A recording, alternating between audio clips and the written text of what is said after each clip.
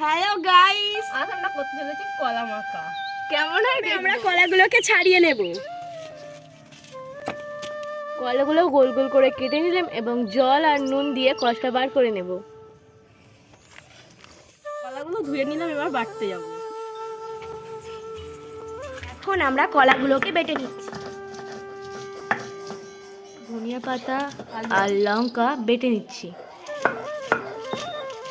আমরা এখন বাটিতে আলাদা করে একটা মশলা করে নিচ্ছি, তার মধ্যে আমরা দেয়া হলো। তারপরে তেঁতুল দিলাম, দিয়ে দিচ্ছি। তারপরে জল দিয়ে দিলাম। হালকা করে জল দিয়ে আমরা মশলাটাকে তৈরি করে নিচ্ছি। সবকিছু দিয়ে বাটার পরে কলাটা ঠিক এমন দেখাচ্ছে। তারপরে আমরা আমাদের বানানো স্পেশাল মশলাটাকে এর মধ্যে দিয়ে দিচ্ছি,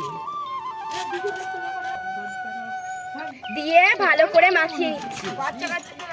এখন আমার দিদি মশলার কলাটাকে, এখন আমরা জিরের গুঁড়ো দিয়ে দিচ্ছি, তারপরে জলজিরা দিয়ে দিচ্ছি।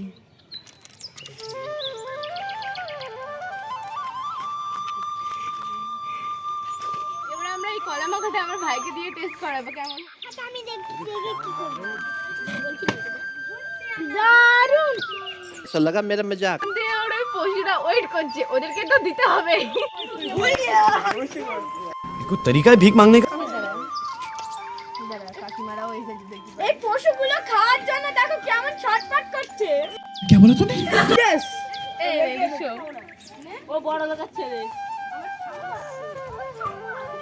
পাখিগুলো সব কিচিরমিচির।